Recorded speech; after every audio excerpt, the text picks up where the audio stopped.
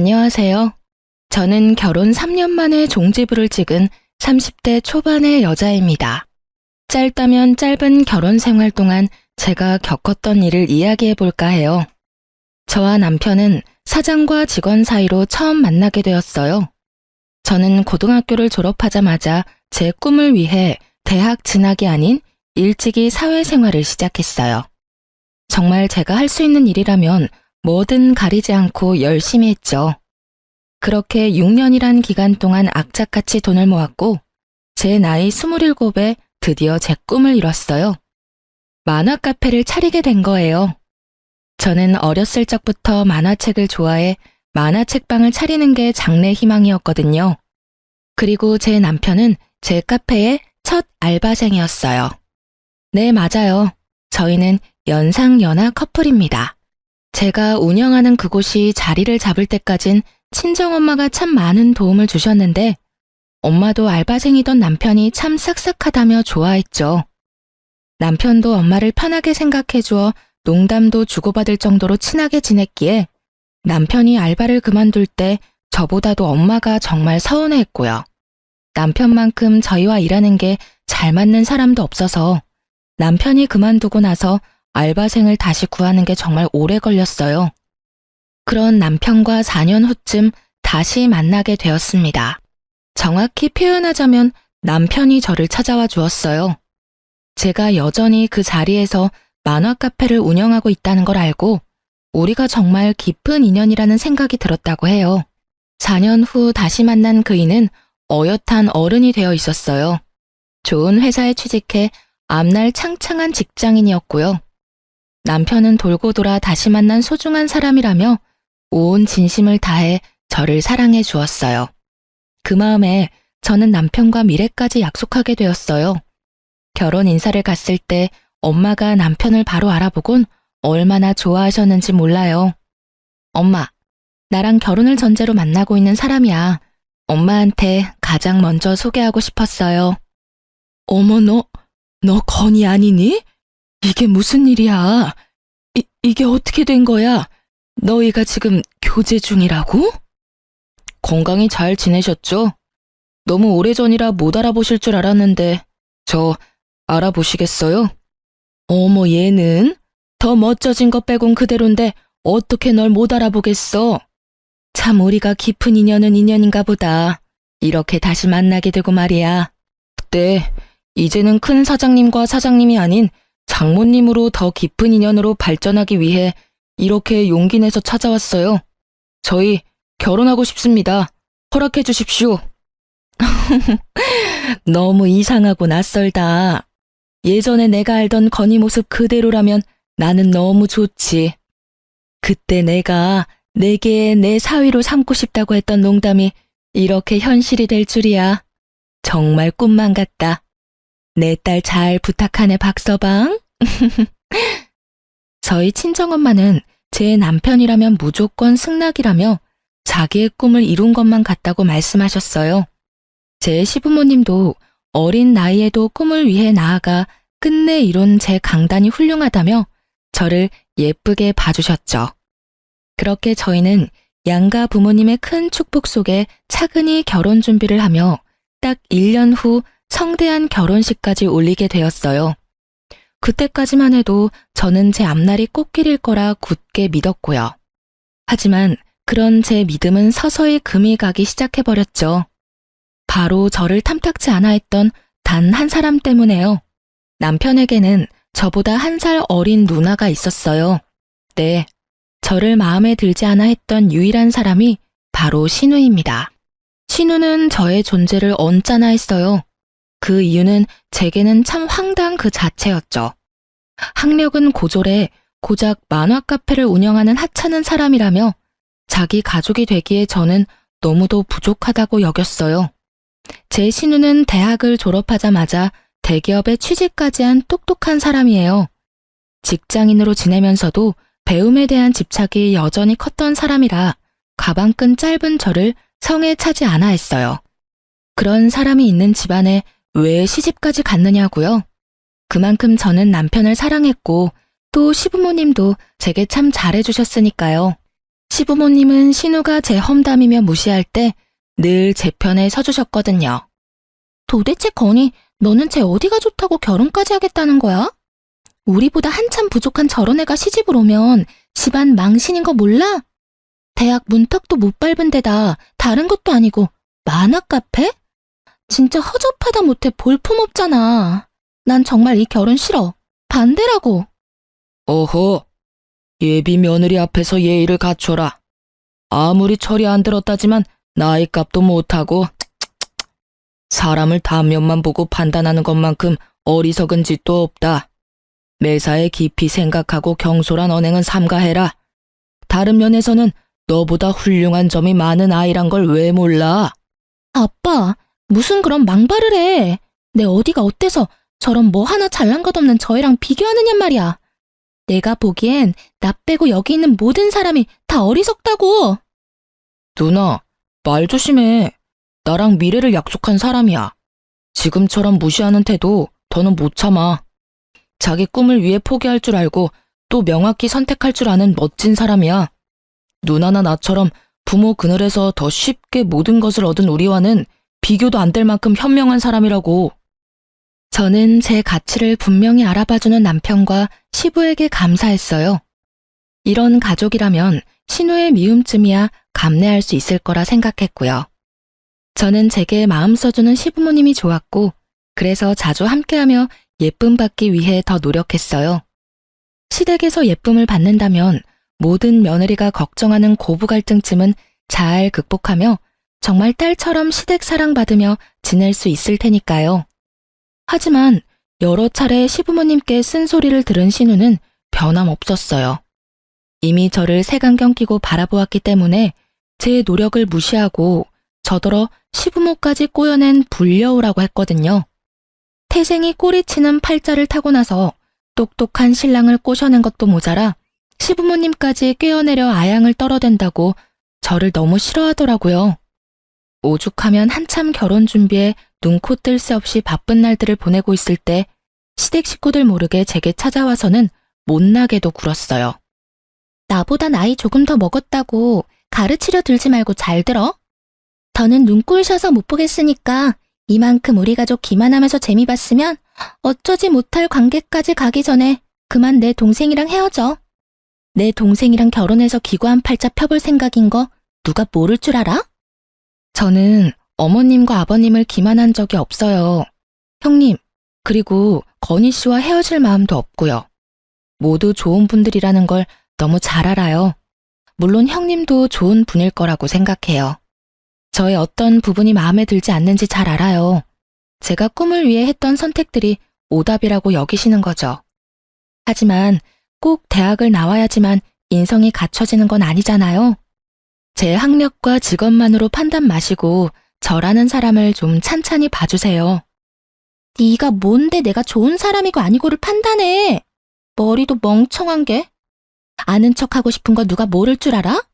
잔말 말고 내가 좋은 말로 할 때 파혼해. 개망신 당하고 싶은 거 아니면 내가 시키는 대로 하는 게 좋을 거야. 물론 이 이야기가 우리 가족 귀에 들어갔다간 넌 내 손의 끝인 줄 알아. 내 동생이 현명한 사람이라니까 얼마나 현명한지 헤어짐으로 증명하라고. 아니요, 지금 분명히 말씀드릴게요. 저는 형님으로 인해 파혼할 생각은 없어요. 형님이 뭐라고 말씀하시든 제게는 안 통한다는 말이에요. 아직 저를 받아들일 준비가 안 되셨다는 거 명확히 알았으니 제가 앞으로 형님께 더 좋은 모습 보이도록 노력할게요. 그러다 보면 형님도 제 있는 그대로를 봐주실 날이 올 거라고 믿어요.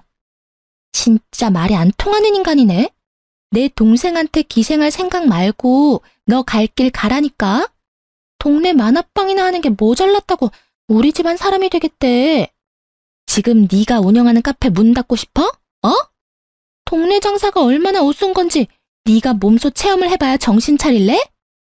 형님, 저더러 너너거리면서 말하는 건 조심해주세요. 제가 나이도 더 많은데. 이렇게 존댓말까지 써가며 존중하는 이유도 가족들 사이니까 좋은 마음으로 대하기 위해서거든요. 형님도 아무리 제가 마음에 안 들어도 언행에 신중을 기해주세요. 동네 장사 우습게 여기시는 건 형님 같은데 그게 아니라는 걸 증명해 드릴게요. 저는 못나게 구는 신우를 패기 있는 자세를 일관하며 상대했어요. 남편도 그리고 시댁 식구 그 누구도 모르는 제 카페의 매출까지 보여주며 배움이 좀 짧다고 무시해도 되는 건 아니라는 걸 증명했죠. 어줍잖게 자신이 잘 나간다 생각하는 신우의 기세를 누를 만한 무기로는 충분하다고 생각했거든요. 실로 신우는 제 만화 카페의 매출을 알고는 놀라 입만 뻥끗하더라고요. 저는 한 방 더 먹이기 위해 대략 순수익을 알려주었어요. 그러자 충격이라도 먹은 표정을 하고는 아무 말 없이 돌아갔어요. 그 뒤로 팔자 피려고 남편을 꼬셨다는 말이 쏙 들어갔어요. 그건 제 순익이 자신의 월급보다 많았기 때문이었을 거예요. 하지만 고작 매출을 밝힌 걸로 신우의 마음을 얻을 수는 없었어요. 팔자를 운운하며 해대던 불쾌한 말 대신 머리에 든 것도 별로 없는 게 잔꾀만 많아서 돈을 벌었다고 또 다른 불쾌한 말로 시비를 걸었으니 말이에요. 아마도 대기업에 다니는 자신보다 돈을 잘 버는 게 자존심이 상했던 거겠죠. 그래도 신우는 그 후로 한동안은 대놓고 저를 갈구는 일은 없었어요. 파혼에 관한 이야기도 더는 거론하지 않았고요. 하지만 그렇게 잠자코 있는 동안 저를 어떻게 괴롭혀야 속이 시원할지 머리를 굴리고 있었다는 걸 결혼식 날이 되고서야 알게 되었네요. 낯설게도 예식 당일 한참 이른 시간임에도 신우는 일찍이 찾아와 정말 해사한 표정으로 결혼 축하한다며 저를 안아주기까지 하는 거예요. 저는 그런 신우의 모습이 매우 낯설었지만 다른 의심의 여지는 없었어요. 이미 결혼식 당일이고 저를 무시하긴 했지만 전보다 심하지도 않았거든요. 그저 이미 엎어진 물 받아들이기로 했나 보다 하고 생각했어요. 그런데 그건 그저 제 순수한 생각일 뿐이었다는 걸 결혼식이 시작한 후에야 알게 되었어요. 신우가 제게 축하 인사를 하며 살짝 안아줄 때 손에 쥐고 있던 차키를 제가 입고 있던 드레스 위로 떨궜어요. 당연히 그 차키를 줍기 위해 신우는 잠깐 몸을 숙였고요. 저는 이 행동을 대수롭지 않게 여겼지만 이 행동이 저를 참 난감하게 만든 문제의 행동이었어요. 예식이 시작되고 신부 입장을 하는 순서에 난감한 일이 벌어진 거죠. 바로 제 드레스 밑단이 갈기갈기 찢어져 있었다는 겁니다. 하는 수 없이 저는 그 찢어진 드레스를 입고 결혼식을 진행해야 했어요. 가장 행복해야 할 그날 제 기분은 엉망진창이 되어버린 거예요. 그 흉한 드레스를 입고 사진 촬영까지 해야 했으니 멀쩡할 리 없잖아요. 모두가 수군거리는 하객석, 통쾌한 표정으로 웃고 있던 신우를 보니 속에서 화가 치미는 걸 숨길 수 없더라고요. 저는 예식이 끝나자마자 곧장 신우에게 찾아가 참고 있던 화를 터뜨렸어요. 이게 도대체 뭐 하는 짓이에요? 어떻게 다른 날도 아니고 결혼식을 이렇게 망칠 수 있냔 말이야. 아무리 내가 마음에 안 들어도 그렇지 어떤 생각을 가졌으면 이런 일을 저질러요? 형님이 다 물어내요. 당신이 찢어버린 드레스도 다 망쳐버린 결혼식도 전부 다 물어내. 내가 왜 그래야 하는데? 그러게, 내가 가족들 몰래 찾아가서 파혼하라고 했을 때 군말 없이 시키는 대로 했으면 좋았잖아. 그랬으면 이런 일을 내가 버릴 필요도 없었을 거 아니야. 이제 빼도 박도 못하게 가족이 되어버렸으니 그걸 문제 삼기보단 퍼포먼스나 해프닝 정도로 생각하고 넘기면 그만 아닌가? 그럼 앞으로 잘해보자고 옳게. 뭐? 퍼포먼스나 해프닝? 당신 결혼식에 이런 일을 당했다고 생각해봐. 이게 당신이 말하는 것처럼 가볍게 넘길 수 있는 건 줄 알아? 아무리 가족될 사람이 마음에 들지 않는다고 해도 이런 일까지 벌일 만큼 수준 이하인 줄은 꿈에도 몰랐네. 그런 머리로 어떻게 대기업에 갔는지 놀랍고 신기할 따름이라고. 지금 아랫사람 주제에 뭐라고 망발을 해대는 거야? 수준 이하? 너 미쳤니? 감히 니까짓게 수준을 운운하며 날 무시해? 너 지금 말 다 했어? 어? 아니, 아직 하고 싶은 말은 차고 넘치지. 하지만 무식한 당신이랑 더 말 섞어봤자 뭐가 달라진다고. 오늘 당신이 저지른 이 만행, 뒷일까지 생각하고 저지른 거지? 겁도 없이 감히 이런 행동을 잘도 버렸으니 각오하는 게 좋을 거야. 저급한 내게 딱 맞는 짓이었는데 내가 각오할 게 뭐 있어. 그리고 윗사람한테 버르장머리 없게 말을 놔? 무식한 건 내가 아니라 너네. 못 빼어먹은 티 작작내. 나는 너랑 친구 먹을 생각 없어. 깍듯이 형님 대우하라고. 알겠어? 저는 신우가 한 이 말도 안 되는 행동을 곧장 시댁 식구에게 알렸어요. 그날 시부모님은 신우의 등짝을 연신 두들겼고 눈 똑바로 뜬 채로 저를 노려보는 신우를 대신해서 시모와 시부가 저에게 고개까지 숙여 사과했어요. 그런 시부모님의 모습에 신우는 제가 뭐라고 그렇게까지 사과를 하느냐며 성을 냈지만 시부모님은 그런 신우를 더욱 나무랐어요. 남편도 자기 누나가 모자라도 한참 모자라다며 행복해야 할 날 이런 사고가 생겨 미안하다고 하더라고요. 저는 시부모님과 남편에게 처음으로 목소리를 높였어요. 다시는 신우로 인한 피해를 입는 일은 없게 해달라고 당부했어요. 제 말에 시모가 나서서 앞으로는 신우와 마주칠 구실은 절대 만들지 않겠다며 약속했어요. 저는 이 문제로 시부모님을 더 난처하게 만들고 싶지는 않아 시부모님에게는 돌아가겠다 가볍게 인사만 한 뒤 시댁을 빠져나왔어요. 그날 이후 한동안은 시부모님은 제 눈치를 살폈어요. 그건 그것대로 참 마음이 불편하더라고요. 그리고 가족 사이인데 시댁에서 지내는 신우를 전혀 마주치지 않은 채 지낼 수 있겠어요? 결혼 초에는 신우와 제가 만나는 접점이 없도록 신경 써주긴 했지만 그것도 얼마 가지 못했어요. 대명절이나 시댁이 치르는 제사 때 며느리인 제가 매번 빠질 수는 없는 노릇이니까요. 신우는 그런 일을 버리고도 여전히 당당한지 저와 마주칠 때마다 꼭 저더러 이렇게 말했어요. 처음 몇 번은 저도 큰 내색하지 않았지만 날이 갈수록 서운함은 쌓이고 속상해서 나중에는 따지게 되더라고요. 적당히 가족 행세하고 그만 내 동생과 갈라서는 게 어때? 너 하나 때문에 우리 식구가 다 불편한 거 안 보이냐고. 불려울을 이렇게 마주하고 있으려니까 불쾌하고 소름 끼쳐서 마음 편히 집에 있을 수가 없네 진짜. 도대체 꾸준히 제게 왜 그러시는 거예요? 제 어디가 그렇게 마음에 안 들어서 사람을 그렇게 못 잡아먹어 안달인데요. 이제 가족까지 된 마당에 이렇게까지 일관되게 저를 배척하는 이유가 뭐냐고요. 그걸 몰라서 물어? 이래서 가방끈 짧은 것들은 말이 안 통해. 나는 가족으로 받아들인 적도 없는데 우리가 무슨 가족이야? 나는 너처럼 저급한 애랑 가족될 생각이 전혀 없어. 결혼했든 안 했든 넌 그저 내겐 외지인이고 우리 가족 꼬여낸 여우일 뿐이라고. 그런 저급한 것이 내 집에 마음대로 들락거리는데 기분 좋을 사람이 어딨어? 안 그래? 제발 그만 좀 해요. 이렇게 매번 형님과 언쟁하는 것도 이제 지친다고요. 제가 형님이랑 결혼했어요? 네? 형님이 여전히 반대하는 마음이라고 해도 의미 없다는 거 아시잖아요. 제가 도대체 뭘 그리 잘못했다고 이리 지독하게 절 미워하시는 건데요. 시부모님과 남편에게 최선을 다하고 있는 제게 왜 이러세요, 정말. 누가 내 가족들한테 잘하라고 시켰어? 네가 하고 싶어서 하는 거면서 왜 나한테 언성을 높여? 그런 거 안 해도 된다니까? 그냥 우리 집에서 좀 사라져 주라고. 네 갈 길과 우리 가족의 갈 길은 다르다고. 네가 사는 그 싸구려 삶에 내 가족들까지 넣지 마. 그게 난 불쾌하다고. 네 존재가 내겐 그저 끔찍한 암덩어리 같다고. 말 가려서 하세요.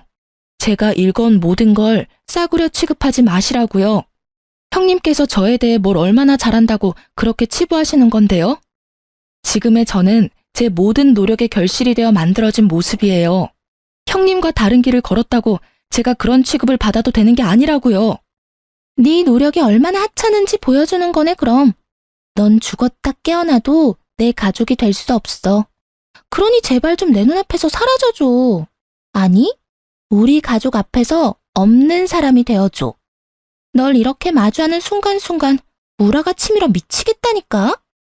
결국 저와 신우는 긴 말다툼으로 번졌고 그날 이후 저는 시댁에 찾아가지 않았어요. 제가 아무리 노력한들 달라지는 건 없다고 느꼈거든요. 시부모님도 시댁에 들르지 않는 저를 이해하는 듯 했어요. 자기들의 딸이 며느리인 저를 매몰차게 밀어내니 어쩔 도리가 없었겠죠. 그렇게 시댁과 거리를 두고 지낸 지 6개월쯤 됐을까요? 그 기간 동안 무슨 일이 생겼던 건지 신우가 제게 먼저 연락을 해왔어요. 그것도 아주 나긋나긋한 목소리로 제게 잘 지냈냐는 안부를 다묻더군요. 하지만 저도 결혼식 날 당했던 전적이 있어 쉬이 경계가 풀어지지 않았어요. 그런데 신우가 제게 꼭 부탁할 것이 있다는 거예요. 절대 못나게 굴 생각으로 연락한 게 아니라며 시간 좀 내달라고요. 그리도 저를 하대하던 신우가 돌연 부탁이라니 어떤 걸지 전혀 짐작도 가지 않았어요. 저는 카페 자리를 비울 수 없던 터라 제 만화 카페로 와달라고 했고 그렇게도 끔찍해하던 제 만화 카페까지 흔쾌히 오겠다고 하더군요. 신우는 제 카페에 와서는 그날따라 이상하게도 이곳저곳 살펴댔어요. 저는 그런 행동이 너무도 의아했지만 혹시나 직장을 그만두고 사업이라도 벌이려는 건가 하는 생각이 들더라고요. 물론 제가 입 밖으로 그 말은 꺼내지 않았지만요. 그런데 제가 무슨 말을 꺼내기도 전에 신우가 먼저 입을 열었어요. 저더러 꼭 비밀이라며 저만 알고 있으라며 이야기하기 시작했죠. 신우의 말은 이랬어요. 얼마 전 직장에서 부당한 일을 당하게 되었고 그로 인해 번아웃이 왔다고요. 그래서 막무가내로 앞뒤 생각 없이 사직서부터 던지고 나왔는데 뭘 해본 적이 없으니 막막하다는 거예요. 그러면서 넌지시 저에게 처음부터 그렇게도 못나게 굴었던 이유를 털어놓았어요. 내가 올케한테 참 모진 언행을 일삼았잖아. 그게 다 부러움이랄까 질투랄까 그런 감정 때문이었어. 네? 갑자기 그게 무슨 말씀이세요? 질투라니 형님께서 제게 무슨 질투를 느꼈다는 건지 전혀 모르겠는걸요. 당연히 모르겠지. 내 가족들도 모르는 내 마음을 올케가 어떻게 알겠어? 사실 나도 올케처럼 가슴에 품었던 꿈이 있었어. 내 모든 것이 오롯이 담긴 나만의 가게를 차리고 싶었다고 나도. 하지만 나는 남의 시선이 참 중요한 사람이라 그러지 못했어. 올케도 알잖아. 내 학벌에 대한 내 근자감 말이야. 근자감이라뇨. 자신감이라는 표현이 맞죠. 저는 대기업 다니는 형님이 참 똑똑한 분이라고 생각해요. 아무리 저에게 못되게 구셨어도 그 생각은 변함없고요. 그렇게 말해줘서 고마워, 올케. 아무튼 나랑 다르게 남의 시선 생각 안 하고 꿈을 이뤄낸 올케가 너무 부러웠어. 그래서 그게 너무 배 아프더라고. 시샘을 부르지 않을 수가 있어야지. 미안해. 진심이야. 그런 마음에서의 미움이었다니 전혀 몰랐어요. 그런데 갑자기 제게 이런 말씀을 하는 이유를 좀 물어도 될까요? 나도 일이 이렇게 된 김에 나만을 위한 무언가를 이루고 싶어. 그런데 아무것도 모른 채로 맨 땅에 헤딩하는 것보단 이미 그 길을 걸어온 올케에게 털어놓고 도움을 받고 싶어서 말이야. 혹시 날 좀 도와줄 수 있을까? 이 기회로 형님과 좋은 관계로 발전할 수 있다면 제가 할 수 있는 최대한 도움을 드려야죠. 구체적인 계획은 있으세요? 괜찮다면 제게 알려주시면 좋겠어요. 사실 아직 구체적으로 뭔가 계획을 세우진 못했어. 나한테도 너무 급작스러운 상황이라서. 저기 그래서 말인데 괜찮다면 올케네 가게에서 아르바이트라도 하며 일을 좀 배울 수 있을까? 신우의 고백은 정말 예상치 못했던 이야기였어요. 제 도움이 필요하다며 사과까지 하는 신우를 어떻게 돕지 않을 수 있겠어요? 드디어 저를 가족으로 인정받는 것 같아 들뜨기까지 했던걸요. 저는 신우의 부탁에 마침 2호점을 준비 중이었던 터라 1호점을 저 대신 관리해줄 직원으로 신우를 고용하면 좋겠다는 생각에 흔쾌히 신우의 부탁을 들어주었어요. 신우는 처음 한 달 동안은 제게 적극적인 태도로 일을 배웠어요. 가끔 손님이 없어 한가할 때는 신우와 시시콜콜한 이야기까지 나누며 정말 더없이 좋은 날들을 보냈죠. 하지만 앞으로도 이렇게 잘 지낼 수 있기를 희망하던 저의 기대가 와르르 무너지기까진 그리 오래 걸리지 않았네요. 신우에게 1호점 관리를 맡긴 지 석 달 만에 어김없이 일이 생겼어요. 그날은 제가 2호점 오픈 준비가 거의 끝나갈 쯤이기도 하고 신우가 첫 달과는 달리 시간이 갈수록 업무에 관한 미흡한 부분이 많아져서 넌지시 이야기도 할 겸 식사 자리를 함께 하려고 했죠. 그렇게 평소보다 조금 일찍 1호점으로 넘어갔어요. 그런데 제 만화 카페가 정말 난장판도 이런 개판이 없다 싶을 정도로 엉망인 거예요. 거기다 신우는 손님이 있건 없건 어디서 났는지 카운터 밑에 이불까지 펴고 누워있는 겁니다. 저는 그런 신우 모습에 머리 끝까지 화가 났어요. 이게 다 무슨 꼴이에요? 여기 이렇게 누워 계시면 어떡해요? 손님이 안 계신 것도 아니고 카페도 엉망진창인데 이리 태평하게 쉬고 있으면 안 되죠. 관리할 게 뭐 있어. 손님들한테 책 보고 나면 밤납대에 꽂지 말고 제자리에 바로 꽂아두라고 말해놨어. 그리고 먹은 음식들은 이따 퇴근하기 전에 몰아서 설거지하는 게 편하잖아. 그릇 부족하면 다 떨어졌다고 하면 그만이고. 옳게 사장이라고 유난 떨지 마. 꼴 사나워 보여. 형님, 저더러 도와달라고 하신 지 얼마나 되셨다고 이렇게 의욕 없이 퍼질 수 있어요. 그리고 어쨌든 제가 매달 노동값을 지불하는 입장인데 이렇게 관리가 안 되면 제가 어떻게 월급을 챙겨드려요? 참 더럽게 쫑알대네. 월급 얘기가 나와서 말인데 내가 생각해보니까 이렇게 내가 시간 낭비할 필요 없지 싶어. 어차피 끝까지 나 돕기로 하고 시작한 거잖아. 그러니까 그냥 잔말 말고 1호점 매출 딱 절반 떼서 매달 나한테 보내. 지금 무슨 말도 안 되는 소리를 하시는 거예요. 제가 왜 카페 매출에서 절반이나 형님께 드려요? 노동한 값으로 치면 지금 돈을 주는 게 맞나 싶을 정도라고요. 올케가 나 도와주겠다며. 이제 와서 모르세요 하면 안 되지.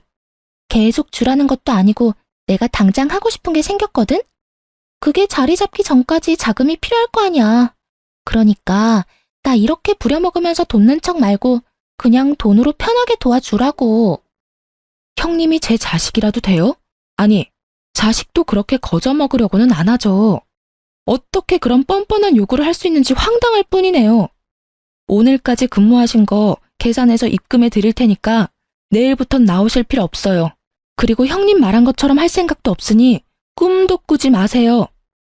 매출 절반 상납하는 게 뭐 어려운 일이라고 또 사람 승질을 건드려? 허드렛 일 투성이인 이 일을 내가 왜 해야 하는데? 가치도 없는 이 거지 같은 일을 왜? 네가 그럼 그렇지. 니까지 것이 뭘 얼마나 위대한 일을 했겠어? 다음 달부터 매달 총 매출의 반 나한테 상납해. 돕겠다고 입 밖으로 말을 뱉었으면 찍소리 말고 내가 시키는 대로 해. 저는 끝까지 단호하게 그럴 수는 없다고 거절했어요.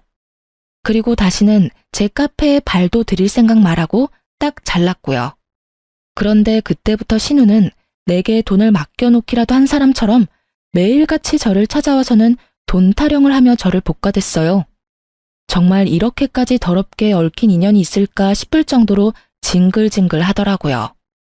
돈 타령만 했으면 나았을까요? 신우는 나중에는 제게 말이 안 통한다며 매출의 절반을 떼서 보내지 않으면 제 만화 카페를 당장이라도 문 닫게 만들어버리겠다며 협박까지 일삼았어요. 그리고 형님이 제 카페에서 잘린 지 딱 한 달 되던 날, 저는 당연히 상납하지 않았고 신우가 또 찾아왔어요. 제 카페에 들어와서는 책꽂이에 꽂혀있던 책을 모두 끄집어내고 인기 있는 책들은 다 찢어버리고 가게의 모든 물건을 파손해댔어요. 폐악질도 이런 폐악질이 없다고 느낄 정도로 그 짧은 시간에 카페 내부를 난장판으로 만들더라고요. 힘이 어찌나 센지 아무리 뜯어 말려도 말려지지도 않았고요. 어쩌다 이런 일까지 겪게 된 걸까요? 제 꿈을, 제 모든 걸 신우는 그렇게 짓밟았습니다. 저는 통제되지 않는 신우를 신고했어요. 경찰이와 제압하고 나서야 정신 나간 신우를 막을 수 있었어요. 저는 남편과 시부모님한테 이 사실을 모두 알렸어요. 그리고 영업방해로 신우를 고소했어요. 시댁 식구들은 제게 결혼식 때 있었던 사건처럼 사과하며 선처해달라고 하더군요. 시모는 자기가 전부 변상할 테니까 가족끼리 일 크게 만들지 말라는 말까지 했고요. 저는 그런 시모에게 제가 가족이 맞긴 하냐고 따져 물었어요. 제가 정말 가족이 맞긴 해요? 왜 늘 저만 당신들과 잘 지내기 위해 노력해야 해요? 형님이 저더러 돈을 내놓으래요. 잘 지내고 싶으면 돈을 주래요. 이게 어머님께서 말씀하시는 가족이 맞아요? 미안하다. 정말 미안해. 내가 이렇게 사과하마. 그러니 제발 노여움 풀고 내 딸 좀 모진 일 당하지 않게 선처해 주렴. 제발. 그럼 제가 당신 딸에게 당한 모진 일은요. 그간 두 눈으로 보셨으니까 다 아실 거잖아요. 저 법대로 할 거예요. 선처 따위 없습니다. 어머님, 아버님께서 저를 어떻게 생각하시던 상관없어요. 이번 일만큼은 그냥 넘어갈 수 없으니까요. 시몬은 제 손까지 붙들며 눈물로 호소했어요. 하지만 저는 절대 흔들리지 않았습니다. 아니, 흔들릴 수 없었어요. 저를 모욕해왔던 건 이악 물고 참아왔지만 제 전부를 이렇게 망쳐버린 신우를 용서할 수 없으니까요. 거기다 제게 협박까지 한 신우만을 걱정하잖아요. 협박을 받은 건, 피해 입은 건 바로 저인데 시댁 식구 중 그 누구도 제게 먼저 괜찮냐고 말을 건넨 사람은 없었어요. 저는 가족이라는 울타리에 갇힌 외지인일 뿐이었다는 걸 정말 절실히도 느꼈어요. 그뿐인 줄 아세요? 신우는 제게 신고당한 그 상황에서도 일말의 반성도 없었어요. 아니, 도리어 배째라는 식으로 뻔뻔하게 나왔죠. 니까짓게 합의 안 해주면 어쩔 건데 이런 식으로요. 남편은 어땠냐고요? 여지없이 신우의 편을 들더군요. 그래도 자기의 누나인데 어떻게 이렇게까지 할 수 있느냐며 원망을 쏟아내면서 말이에요. 당신이 누나더러 돕겠다고 했다며. 그래서 누나도 든든한 백이 생긴 거라고 생각했던 거겠지. 그리고 대기업까지 다닐 정도로 우리 누나는 많이 배운 사람이고 많은 경험이 있는 사람이야. 그런 사람이 당신에게 돈을 요구했다는 게 말이나 돼? 그럼 지금 내가 전부 거짓말이라도 하고 있다는 거야? 당신 누나가 내 카페를 그렇게 만든 게 전부 내게 돈 뜯어내려다 실패해서라고 몇 번 말해. 그 대기업 다니는 잘난 누나가 직접 이 사다를 만든 거라니까? 이유가 뭐든 당신이 돕겠다고 나섰잖아. 당신이 선택해놓고 이제 와서 이렇게까지 모질게 굴어야 해? 어떻게 사람이 그럴 수 있어. 가족이 가족을 상대로 어떻게 이래. 당신 말대로 내 도움이 필요하다면 기꺼이 돕겠다고 했어. 하지만 형님의 만행을, 나에게까지 미친 피해를 모두 감당하겠다고는 한 적 없어. 이래서 집안에 사람을 들일 땐 심사숙고해야 하는 건데 내 딸 꼬드겨 회사까지 그만두게 만들고도 뻔뻔하게 굴기까지. 엄마가 돼서는 내 딸 자식만 못났다고 나무라며 하나뿐인 며느리라고 예뻐했던 지난날이 다 후회스러워. 내 딸에 보는 눈이 딱 맞았던 거였어. 내 딸을 믿었어야 했어. 식구들은 끝까지 제게 미안함이라고는 없었어요. 합의하지 않겠다는 나를 벌레 보듯 할 뿐이었죠. 그러면서 그동안 자기 딸의 의견을 받아들이지 않고 저를 가족으로 들인 것에 대한 한탄을 해댔어요. 저도 이런 사람들과 더는 가족으로 살고 싶지 않다는 생각이 물밀듯 밀려왔어요. 그래서 남편에게 그 자리에서 이혼을 요구했습니다. 우리의 관계 속에서 남는 건 미움뿐이었으니까요. 그런데 참 웃긴 건 남편도 자기 가족을 건드렸다며 저를 상대로 소송을 걸겠다고 소리치더군요. 남편의 말을 듣는데 아무리 물러터진 저라도 어떻게 참고 고분고분 있을 수 있겠어요. 이혼 이야기를 막 꺼냈을 때만 해도 합의 이혼으로 깔끔하고도 간결하게 관계를 정리하고 싶었지만 그 마음마저도 사라졌고 곧장 소송을 걸었어요. 물론 그 후로 신우와 관련된 사건 신고에 남편과의 이혼 소송까지 법적 다툼으로 미칠 노릇이었어요. 거기다 신우로 인한 제 카페에 큰 손실까지 감당하며 다시 처음부터 시작하는 마음으로 임하다 보니 힘든 날의 연속이라고 해도 과언이 아닐 정도였죠. 그 와중에 시부모님은 그렇게도 저를 찾아와 악담을 퍼부어댔어요. 시부는 저더러 만화 가게나 하는 못 배운 것이라며 신우와 똑같은 말로 저를 무시해댔고 시모는 저더러 야살스럽다는 말까지 하더군요. 이제야 결혼 전 저에게 강단 있다는 말을 했던 시부모의 본심을 알게 되었어요. 가방끈 짧아도 사업 능력이 좋은 것 같아 나중에 큰 쓸모가 있겠거니 했더니 우리 뒤통수를 칠 줄이야. 예쁘다 예쁘다 하며 지내주니까 진짜 네가 뭐라도 된 것 같았냐? 정말 생각하면 할수록 우라가 치밀어. 알아? 제발 저 좀 찾아오지 마세요. 진절머리가 나서 미치겠다고요. 그리고 저를 이용해 먹으려고 했다는 그 불쾌한 말도 집어치우시고요. 이렇게 되바라진 애라는 걸 진작 알았더라면 내가 고분고분하게 결혼 승낙을 하진 않았을 거야. 모든 게 제 탓인 것처럼 그렇게 말씀하지 마세요. 어머님 아버님께서 자식 교육을 그따위로 시켜서 이런 상황에까지 이르게 된 거잖아요. 그러니까 제발 저 좀 내버려 두세요. 이혼 소송 중에 적당히 좀 하시란 말이에요. 그래, 네가 이제야 본 모습을 보이는구나. 이 악독한 것. 내가 이런 네 두 얼굴에 속았어. 참한 모습으로 평생 우리 가족 뒷받침이나 되어주었으면 좋았을 텐데 이게 무슨 날벼락이냔 말이야. 그 배려심 깊던 시모는 더는 찾을 수 없었어요. 아니, 그동안 속내를 숨기고 연기를 잘해오던 시모가 없어진 거죠. 신우가 저를 이용해 자신의 살해 사욕을 채우려던 것처럼 그 엄마의 그 딸이라고 시모도 다른 방향으로 신우와 같은 마음을 가지고 있다는 걸 제대로 느꼈네요. 저는 시모의 본심을 알게 된 후 신우와의 사건을 더욱 악착같이 독한 마음으로 물고 늘어졌어요. 결국 남편과의 이혼 소송에도 신우와의 문제가 큰 역할을 해주어 승소할 수 있었어요. 그러니 위기의식이 좀 들었는지 그제야 저를 탓하던 남편이 찾아와서 이혼 승소도 했으니 신우 일은 그만 멈춰달라며 원하는 것은 뭐든 다 들어주겠다고 하더군요. 하지만 남편이 간과한 것은 바로 시모의 본심을 제가 알고 있다는 거였죠. 진심으로 반성한 척 날 회유하려 들지 말고 정당한 죗값을 다 받으라고 말했어요. 비양심적으로 죗값을 피하려 들지도 말라고 합의 제안을 딱 잘라 거절했죠. 그리고 얼마 뒤 신우와의 문제도 끝이 났어요. 자기가 처신한 행동에 대한 죗값을 받게 되었죠. 제게는 정말 통쾌한 결과가 아닐 수 없었어요. 하지만 이 결과로 인해 제 사업이 정말 휘청할 정도로 힘든 상황에 직면해야 했습니다. 시댁이 아마도 제게 복수할 마음을 제대로 먹었던 것 같더라고요. 무슨 말이냐고요? 제 만화 카페 바로 근처 빌딩 건물에 저와 같은 업종의 만화 카페가 생긴 거예요.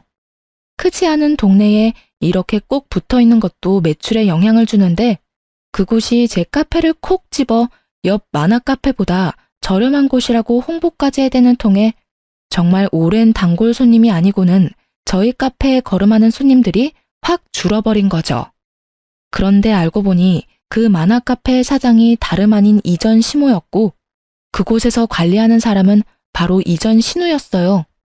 저는 그 사실을 알고는 그 만화 카페에 가서 난리를 쳤어요. 이 상도덕도 없는 인간들아. 버젓이 내 카페가 있다는 걸 알면서도 근거리에 같은 업종으로 선택해서 가게를 차려? 어떻게 끝까지 나를 이리도 괴롭힐 수 있어? 상도덕?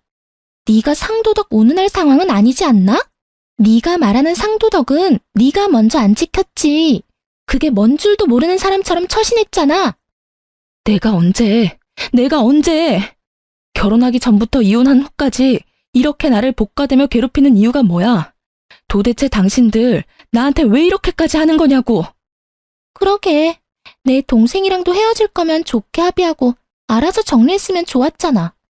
가족을 상대로 콩밥 먹일 작정을 했던 것부터가 넌 상도덕에 어긋난 인간 말종이라는 거야. 내 딸 말이 맞다. 네가 먼저 우리를 우습게 여겼잖냐? 그러게 잠자코 있었으면 이런 꼴을 안 당했겠지. 아들과의 이혼은 부부의 문제니 그렇다 쳐도 내 딸의 문제는 전혀 다르니까 말이야. 이게 다 네가 자초해서 생긴 일이니 어디 한번 감당해 보렴. 저는 여전히 저에 대한 앙금이 남아있는 두 사람의 난잡한 대응이 너무도 기가 차고 황당했어요. 여전히 저를 탓하고 있는 이 인간들에게 당한 것에 대한 바른 대처를 했을 뿐이라고 말했어요. 하지만 그런 제 말에 이죽거리며 웃더니 저더러 온 식구를 범죄자 취급하는 쓰레기라며 그런 저는 돈 한 푼 벌어가면 안 된다며 어디 한번 누가 이기나 한번 해보자는 거예요. 저는 몇 날 며칠을 머리를 감싸주며 고민했어요. 그런데 그렇게 시간이 흐를수록 제 매출은 점점 큰 타격을 입기 시작하니 어쩔 도리가 없더라고요. 하지만 세상의 이치는 변함이 없다는 걸 시간이 조금 더 지나고서야 다시금 깨닫게 되었어요. 어떤 이치를 말하느냐고요? 못된 사람이 호의호식하며 잘 살 수 없다는 건 말이에요. 전 시모와 신우가 하는 가게는 처음 두어 달은 일명 오픈빨과 저를 저격한 파격 할인 행사 덕에 장사가 잘 됐어요. 하지만 한자리에서 오랜 시간 버티며 장사해온 저를 이길 순 없었습니다. 오픈빨이 떨어질 쯤 되니 이상한 추문을 달고 다니기 시작했거든요.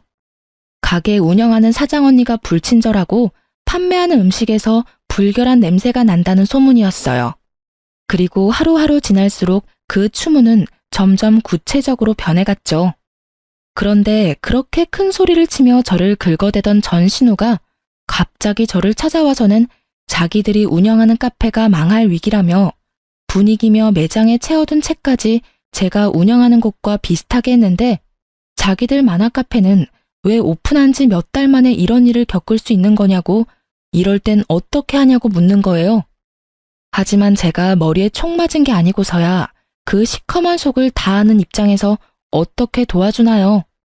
저는 단호하게 신우에게 왜 상도덕도 모르는 사람을 제가 도와주어야 하냐며 허튼 소리 하지 말고 내 카페에서 나가달라고 했어요. 그러자 신우는 도와달라고 말할 때와는 전혀 다른 표정을 하고선 입소문이라는 게 얼마나 무서운 건지 한번 경험해 보겠느냐며 협박을 하기 시작했어요. 하지만 저는 굴하지 않았어요. 제가 쌓아온 경험만으로 저는 이미 여러 차례 시행착오를 이겨왔으니까요. 저는 그런 신우에게 다시 법정에 서고 싶다면 어디 한번 입을 함부로 놀려보라고 말했죠. 신우는 제게 가짜는 협박이 통하지 않자 역성을 내며 말했어요. 사업 경력 조금 된다고 눈에 뵈는 게 없나 보지? 너도 우리 카페 생기고 장사 안 되잖아. 그러면서도 그 알량한 자존심은 아직 남았나 봐? 네 그 하찮은 자존심으로 네 가게가 제대로 망해봐야 정신을 차리지? 우리가 너보다 배움이 더 많은데 너보다 못할 리가 없으니 말이야. 제발 네 카페가 얼마 못 가 망하길 바래. 그래야 우리가 재미를 보지. 덜 떨어진 말을 그리도 길고 정성스럽게도 할 필요가 있나? 지금이 어떤 상황인지 네 발로 직접 여기까지 와놓고도 몰라? 내가 망하기 전에 당신네들 카페가 먼저 망할 것 같은데 덕분에 내가 재미를 보게 생겼네? 할 말 다 했으면 그만 가줄래? 너희 망해가는 꼴 보려면 팝콘 좀 튀겨야 해서 말이야. 이 멍청한 게 뭐라고 짓거리는 거야? 너 두고 봐. 내가 가만히 두나 보라고. 네가 언제까지 이렇게 큰 소리나 칠 수 있을지 말이야. 두고 볼 것도 없는 게 까불지 마. 그리고 이제 우리 완전 남남인데 예의 좀 갖춰. 나이 차이도 나는 윗사람한테 눈 그만 부라리고. 제 말에 씩씩대며 돌아갔어요.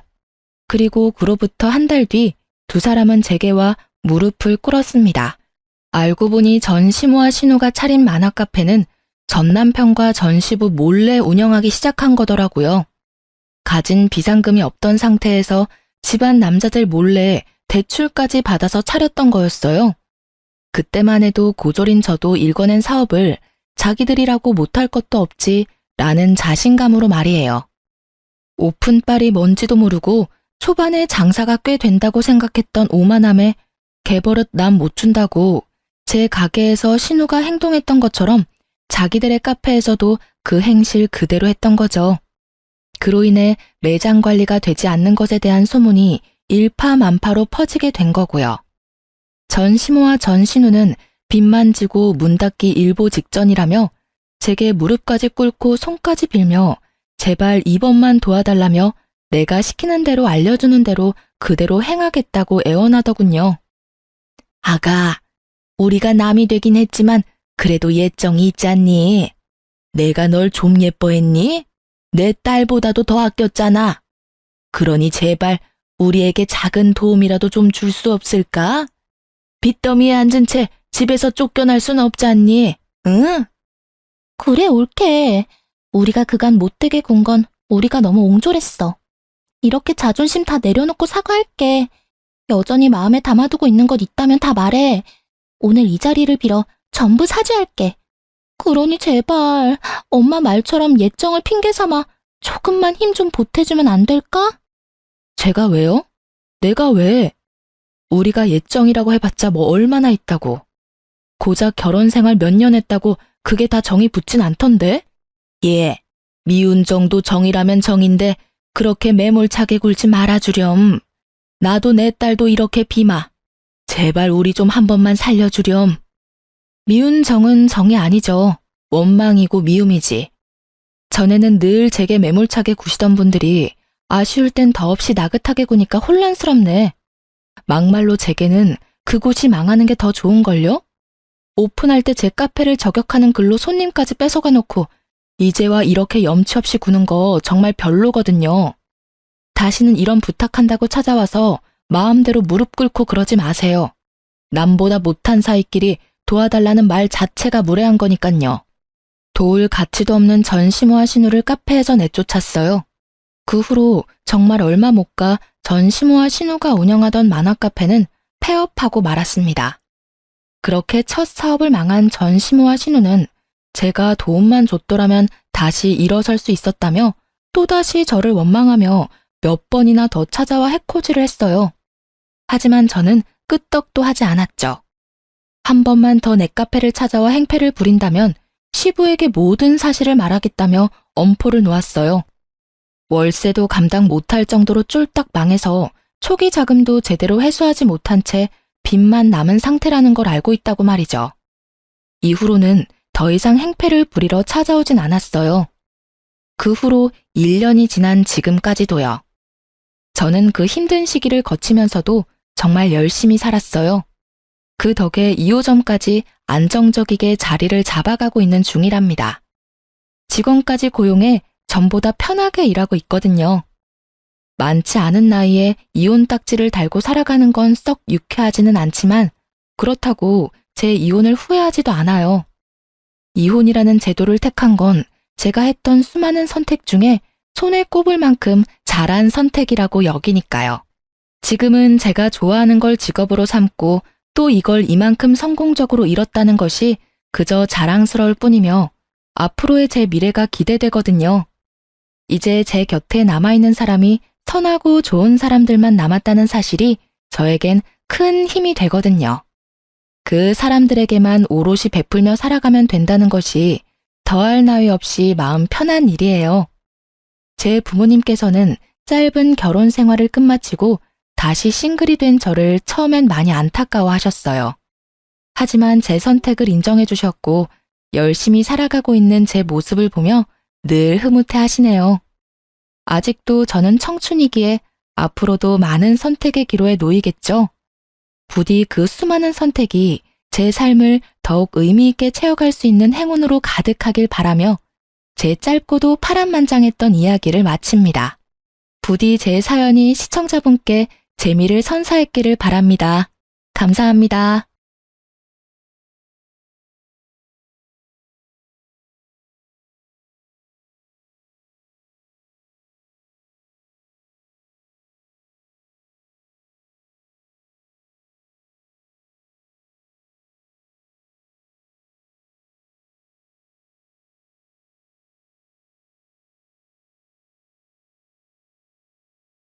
안녕하세요. 저는 저를 힘들게 하는 시모아 남편에게 모든 것을 그대로 돌려주고 온 30대 후반 여성입니다. 남자 하나 잘못 만나 제 인생 날아갈 뻔했던 일을 겪고 나니 사연글을 쓰지 않을 수가 없었네요. 제 직업은 은행원입니다. 저는 어릴 때 항상 부족하게 컸어요. 그래서 돈 관리가 얼마나 중요한지 잘 알고 있었어요. 제가 은행원이 된 건 힘든 집안에 도움이 되기를 바라는 마음에서였습니다. 그렇게 은행에 취직하고 2년 뒤부터는 친정 집안 돈 관리는 제가 도맡아 했습니다. 돈을 움켜쥐고 있는 게 아니라 돈을 굴려 돈을 만들었죠. 좋은 상품과 재테크 방법을 빠르게 접할 수 있었기에 가능한 일이었습니다. 그리고 친정집은 제 덕분에 목돈을 모을 수 있었고 친정 부모님은 그런 저에게 엄청 감사해 하셨어요. 부모님이 여기저기 말씀을 많이 하고 다니셔서인지 20대 후반부터는 주변에서 선자리가 엄청 들어왔습니다. 그러나 저는 자연스럽게 만나는 연애 결혼을 원했어요. 그런데 아버지의 성화에 못 이겨 선을 보게 됐는데 그 사람이 제 남편이었습니다. 아버지가 그렇게 해보라고 한 이유가 있었는데요. 바로 시부 될 분이 아버지와 건너 아는 분이었는데 동네에서 아는 사람은 다 아는 알부자였기 때문이었어요. 그분이 직접 한 다리 건너 친정 아버지에게 연락을 해온 거라 아버지는 한번 해보라며 난리셨어요. 아버지들이란 다 그렇잖아요. 딸 좋은 거 해주고 싶고 도움되고 싶어 하고. 그런 좋은 마음으로 저를 위해 선자리를 잡아줬어요. 한 번만 만나겠다고 했는데 생각보다 저랑 취향도 비슷하고 대화가 잘 통했어요. 그렇지만 그 사람에게도 딱 하나 단점이 있었는데요. 바로 돈 쓰는 걸 너무 좋아한다는 거예요. 그래도 그걸 크게 신경 쓰지 않았던 건 그 정도는 제가 잡아둘 수 있을 것 같았거든요. 그리고 시부도 그런 문제 때문에 저를 마음에 들어한 모양이고요. 그렇게 남편과 1년 넘게 만나다가 시부가 더 만날 거면 결혼을 하라고 하셨어요. 남편의 과소비가 걱정이었지만 그 부분에 대해 남편과 결혼 전 충분하게 이야기를 나누었어요. 남편의 경제권과 제 경제권을 합해서 제가 관리를 하겠다고 말하고 남편에게는 용돈을 받아서 쓰라고 단도직입적으로 이야기했습니다. 저희의 미래를 위해 그리고 시부의 의견이라고 말이죠. 그랬더니 남편도 처음에는 조금 꺼려하는 것 같더니 알겠다고 하더군요. 그렇게 저희는 결혼에 꼴이 나게 되었습니다. 그런데 저희 시모는 저를 탐탁치 않게 생각했습니다. 시부가 저에게 잘해준다는 것도 그 이유 중에 하나였지만 남편의 경제권을 제가 가지고 있다는 사실이 견딜 수 없으신 것 같았어요. 제가 시모 곳간을 탐내는 그런 며느리로 보였던 것 같더라고요. 저는 그런 시모의 불안을 해소시켜드리기 위해 2주에 한 번씩 꼬박꼬박 시댁에 남편을 데리고 갔고 남편 이름으로 시댁의 용돈도 두둑히 드렸습니다. 뭘 하더라도 제 이름으로 하게 되면 남편 돈으로 생색내는 며느리라며 타박을 주곤 했거든요. 솔직히 해주고 욕 얻어먹는 건 싫었기에 남편 돈으로 남편 이름으로 해드렸더니 이번에는 다 아들 돈으로 해결하고 너는 돈도 안 쓰냐며 타박을 하더군요. 시모는 그런 사람이었습니다. 그러나 시모와는 달리 시부는 결혼 후에도 저의 든든한 지지자가 되어주셨어요. 특히 재산과 관련된 이야기들은 거의 저와 상담하셨어요. 특히 재테크에 관심이 있으셔서 저도 괜찮은 상품을 소개하고 지인을 알려드리기도 했어요. 결혼 2년쯤에는 시댁 재산도 거의 파악할 수 있었고 시부가 제게 맡긴 재산도 제법 됐어요. 그런데 남편은 정말로 시부와 정반대였어요. 돈 쓰는 걸 그렇게 좋아하는 사람은 처음이었어요. 손에 돈만 들어오면 순식간에 사라지는데 용돈도 한 달에 4번씩 나누어 주지 않으면 못 버틸 정도였죠. 저는 그런 남편을 꼭 쥐고 살았어요.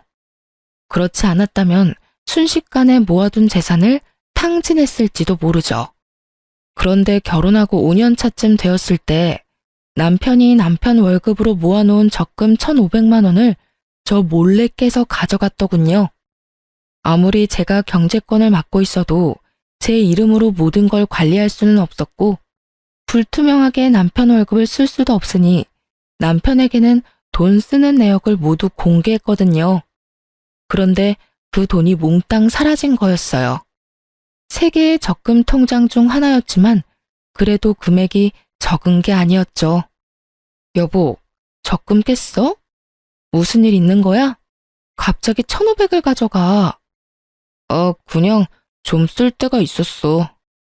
어디다 썼는데? 혹시 차 사고라도 났어? 그런 거 아니야. 피곤하니까 먼저 잘게. 어디다 썼는지 알기라도 하면 마음이 좀 개운해질 텐데 남편은 어디다 썼는지도 알려주지 않았어요. 결국 남편과의 실랑이는 그 주 주말에 있던 시댁 모임에서까지 이어졌습니다. 저는 남편에게 틈이 날 때마다 어디에 그 돈을 썼는지를 계속 추궁했고 남편은 귀찮은 얼굴로 제 말에 짜증만 내고 있었어요. 그리고 시모에게 그 모습을 들켜버렸죠. 시모는 제게 한마디 하더군요. 예, 너는 무슨 애를 그렇게 잡아? 도대체 뭐 때문에 그렇게 남편을 귀찮게 하는 거니? 어머님, 그게 아니라 이 사람이 저 몰래 적금 통장을 깼는데 도대체 그 돈을 어디다 썼는지 알려주지를 않아서요. 제가 뭘 알아야 다음부터 대비를 할 수 있고 제 마음도 좀 편할 텐데 도무지 얘기를 안 해줘요. 남자가 쓸 때가 있었겠지. 도대체 그런 걸로 왜 사람을 귀찮게 하는 거니? 그래서 거지근성이라는 게 참 그래. 네가 없는 집에서 살아서 돈 쓰는 법을 몰라서 그런 건 알겠지만 돈도 써볼 줄 알아야 쓰는 거야. 이런 식으로 돈 쓰는 거 간섭하고 그럴 거면 너 그냥 이혼해. 왜 그렇게 안 맞는 사람이랑 같이 살고 있니? 어머님, 그런 말이 아니잖아요. 저는 1,500만 원이나 되는 돈을 어디다 썼는지 궁금할 뿐이라고요. 1,500이라는 액수를 듣자마자 시모가 살짝 멈칫하더군요. 당연하죠. 그 돈은 작은 금액이 아니었으니까요. 몇십만 원, 아니 차라리 몇백만 원이었다면 제가 이렇게까지 남편을 추궁할 일도 없었을 거예요. 그런데 거의 1,500이라는 돈인데 그 돈이 어디 갔는지조차 모른다는 건 말이 안 되잖아요. 남편이 뭔가를 샀으면 집안에 물건을 산 흔적이라도 있을 텐데 그런 것조차 없었으니까요. 금액이 좀 크기로써니 그게 그렇게 남편을 잡을 일이야? 우리 아들이 애도 아닌데 쓸 때 썼겠지. 남들 앞에서 이게 다 뭐 하는 짓이니? 꼴보기 사납게. 돈돈거리다가 나중에 고생하는 건 너야. 그 정도는 남편 일탈이라 생각하고 넘어가. 시모는 자기 아들을 잘 모르더군요. 돈 있으면 무작정 써버리는 그 남편의 습관조차 모르고 있는 것 같았어요. 하긴 모든 건 시부가 관리를 했으니 여태까지 남편이 자기 월급으로 무엇을 하든지 어머님은 상관하지 않았던 것 같아요. 게다가 시모가 빌려준 돈은 갚지 않아도 어차피 아들이니 언젠간 갚을 거라는 생각을 했던 것 같습니다. 저는 시모에게 남편의 상태에 대해 정확히 알려야겠다는 생각을 했습니다. 석 달 뒤 저는 좋은 기회를 잡을 수 있었습니다. 저희 결혼할 때 시모가 남편에게 빌려준 돈이 있었어요. 무려 3천만 원이라는 돈이었는데 그건 시부도 모르는 돈이었어요. 제가 남편 월급으로 돈을 모은 이유도 나중에 시모가 그 돈을 달라고 하면 주기 위해서 모은 거였어요. 남편은 그 돈 갚지 않아도 된다고 했지만 또 모르잖아요. 그런데 시모가 돈을 돌려달라고 하더군요. 저는 잘 됐다 싶었어요. 그래서 남편에게 말했죠. 얼마 전에 어머님이 당신한테 빌려준 돈 갚으라고 전화 오시지 않았어? 나한테는 연락 오셨던데. 맞아. 3천만 원 갚으라고 하시네. 당신한테도 전화 오셨어? 내가 당신 월급 관리하는 거 아시니까. 어떻게? 저번에 깬 적금 1,500은 아직 있어? 그거 빼고 1,500만 줄까? 그거 다 쓴 지가 언젠데. 그걸 어디다 썼는지는 나한테 알려주지는 않았잖아. 하긴 내 돈도 아니고 당신 돈인데 어디다 썼든 알게 뭐야. 그럼 3천만 원 당신한테 줄 테니까 당신이 어머님한테 드려. 웬일로 나한테 시켜? 어머님이랑 그 1,500 때문에 당신이랑 헤어지라는 말까지 들었는데 내가 그걸 또 내 손으로 들여봐. 이번에는 또 무슨 소리를 들을지 모르잖아. 그랬지? 알았어. 그럼 내가 드릴게. 돈은? 통장 적금 이번 주 수요일 만기고 어차피 당신 명의 통장이니까 바로 돈 나올 테니 나오면 바로 전해드려. 딱 3천 들었어. 저는 그렇게 말하고 3천만 원이 든 통장을 남편에게 줬어요. 그리고 수요일이 되자마자 시모에게 돈 드렸냐고 남편한테 문자로 물어봤어요. 그랬더니 돈을 드렸다며 문자를 보냈더라고요. 그리고 기다렸어요. 금요일 아침부터 시모가 연락이 왔어요. 너는 빌려간 3천만 원 수요일에 준다고 하더니 왜 아직까지 연락이 없어? 저는 올게 왔다는 생각을 하며 모르는 척 시모에게 되물었어요. 어머, 아직도 안 들어왔어요? 그 사람 통장에 모아놓은 돈인데 만기는 수요일이었거든요. 제 명의가 아니라 제 마음대로 할 수 없으니 그이한테 어머님 돈 드리라고 말했는데 아직도 안 들어갔단 말이에요? 그래, 아직 안 들어왔어. 빨리 넣어줘. 어머님, 그 돈은 이미 저한테 없어요.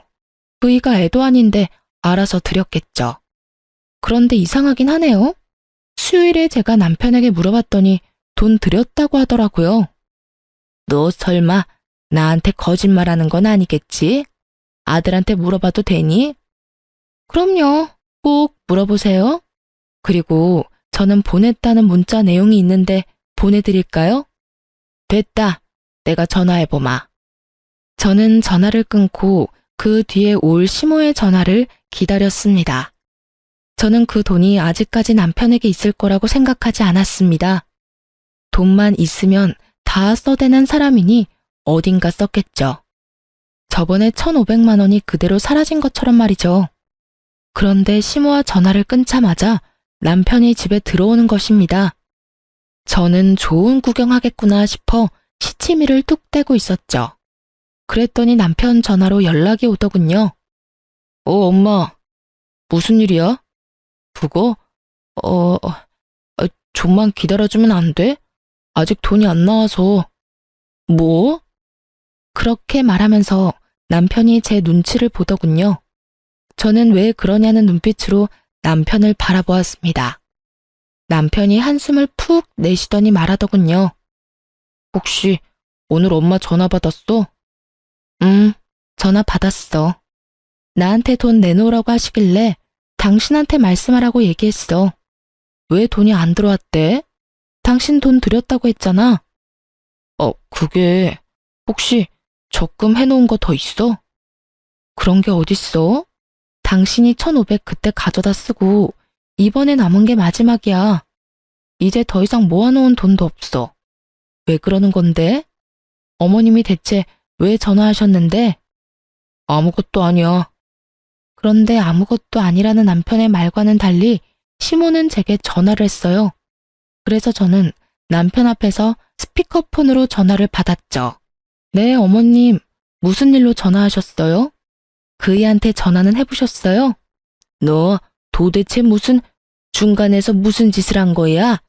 왜 애가 돈이 없다 그래? 만기가 다 됐다면서. 그런데 왜 아들이 돈이 안 나온다고 하는 거냐고. 이상하네요. 지금 그이랑 같이 있는데 그이한테 다시 한번 물어보시겠어요? 제 말에 남편이 난처한 표정을 짓더군요. 거짓말을 하려고 했는데 딱 들킨 거죠. 당신 어머님한테 돈 안 드렸어? 무슨 일이야? 만기 수요일이라고 내가 말했잖아. 그게... 엄마, 내가 나중에 준다고 얘기했잖아요. 왜 전화까지 해서 이 난리야? 설마 너 그 돈 다 쓴 거니? 3천만 원이나 되는 큰 돈을? 그러면 남아있는 거라도 내놔. 남편이 잠시 망설이더니 좀만 기다려줘 라고 말하더군요. 야, 너 진짜로 다 쓴 거야? 너 도대체 뭐 하고 다니는 건데? 너 그게 어떤 돈인 줄 알고 쓴 거야? 그냥 준 거라고 생각하면 되잖아. 결혼할 때 부모님이 도와주는 집도 많은데 그런 거라고 생각해.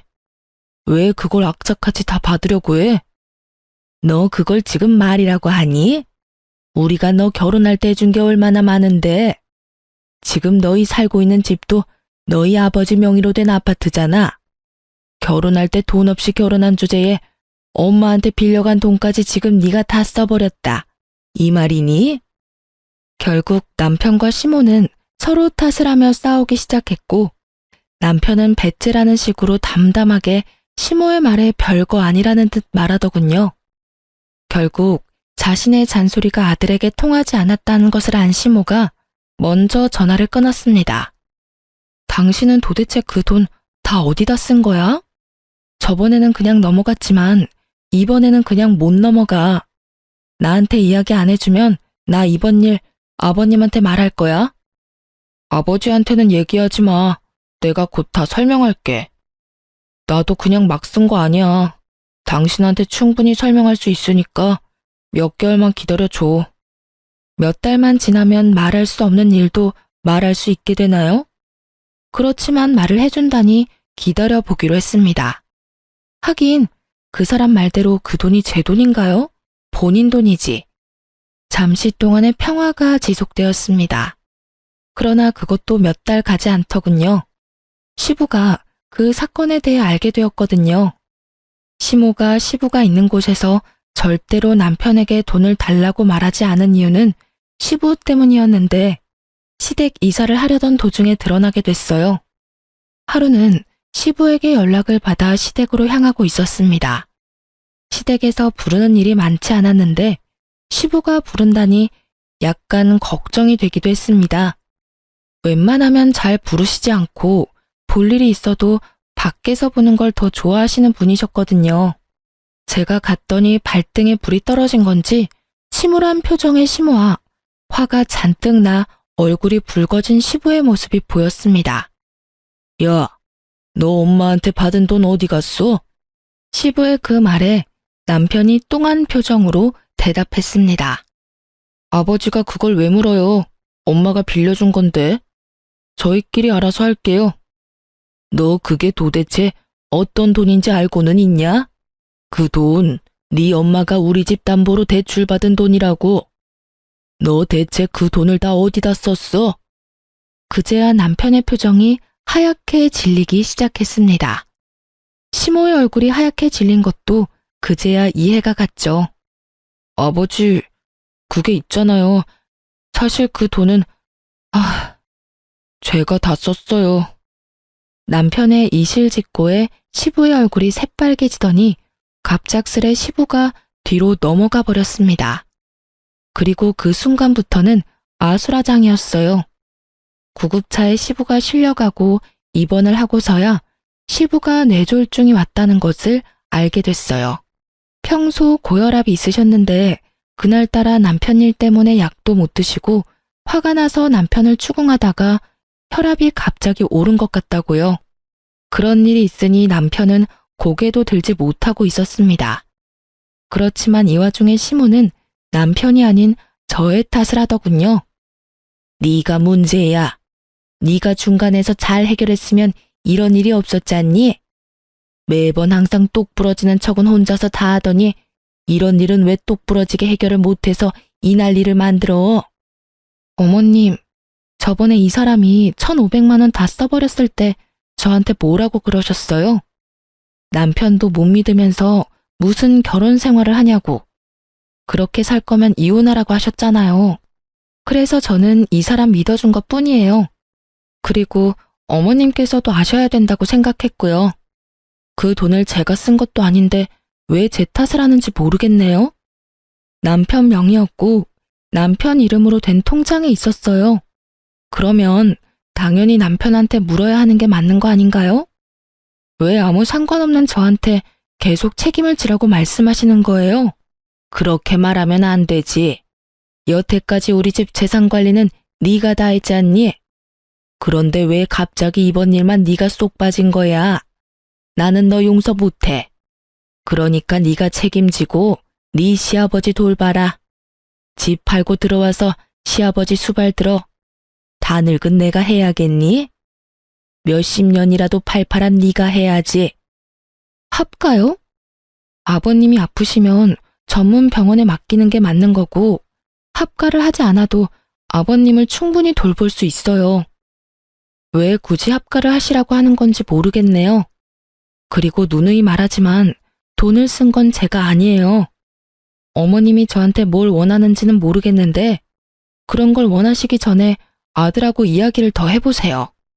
그 1,500, 3,000 어디다 썼는지요. 남편이 그 돈 몰래 안 썼으면 아버님 쓰러질 일이 있었겠어요? 그리고 당신이 이야기해봐. 왜 당신이 저지른 일 때문에 내가 이렇게 스트레스를 받아야 해? 나는 이런 식으로 합가하는 건 원하지 않아. 아버님이 아프셔서 내가 정말로 집에서 수발을 들어야 한다면 모르겠지만 지금 당장 병원에 있으셔야 하는데 왜 합가를 해? 우리 집에서도 충분히 가능한 일인데. 당신 진짜 너무 뻔뻔한 거 아니야? 어떻게 아버지가 아프신데 돈 얘기만 할 수 있어? 그리고 합가를 안 하겠다는 건 아버지 수발을 들지 않겠다는 얘기잖아. 집에서 들든 시댁에서 들든 아무 상관없으면 시댁에서 들어도 되는 거잖아. 네가 합가 반대하면 난 너랑 이혼할 거야. 어차피 우리 사이에 아이도 없잖아. 이상한 생각이 들었습니다. 남편이 왜 저렇게 뻣뻣하게 나오는 거죠? 지금 당장 저와 시부에게 빌고 빌어도 모자랄 판에 이혼을 하자고 하다니요. 저는 당황스러워서 남편에게 물었습니다. 설마 지금 당신 나하고 이혼하자고 이야기하는 거야? 그래. 합가 안 할 거면 이혼해. 당신한테 정말 실망했어. 아버지 아픈데 어떻게 그런 말을 할 수가 있어? 우리 아버지한테 이쁨 받은 건 당신이잖아. 그러고는 남편이 자리를 떠버리더군요. 저는 남편 몰래 사람을 써서 뒤를 캤어요. 그런데 깜짝 놀랄 만한 소식을 듣게 됐어요. 남편에게 다른 여자가 있었습니다. 숨길 생각도 없이 만나고 있더군요. 게다가 바람피는 여자는 제가 아는 사람이었습니다. 제 건너 지인이었거든요. 평이 그렇게 좋은 사람은 아니었습니다. 친구 말로는 상여우라고 하더군요. 자신의 외모를 이용해 총각 유부남 가리지 않고 돈 뜯기로 유명한 여자라고 했습니다. 그래서 저는 그 여자의 SNS를 타고 들어갔습니다. 남편과 바람피는 걸 확인할 수 있지 않을까 싶어서요. 그런데 몇 달 전부터 굉장히 많은 사진이 올라오더군요. 분명히 혼자서 가서 찍을 만한 곳은 아니었습니다. 게다가 남편이 적금을 깬 그날 올라온 사진을 보니 100일 선물로 받은 명품 가방 사진이라며 사진을 떡하니 올려놨더군요. 그제서야 감이 딱 왔습니다.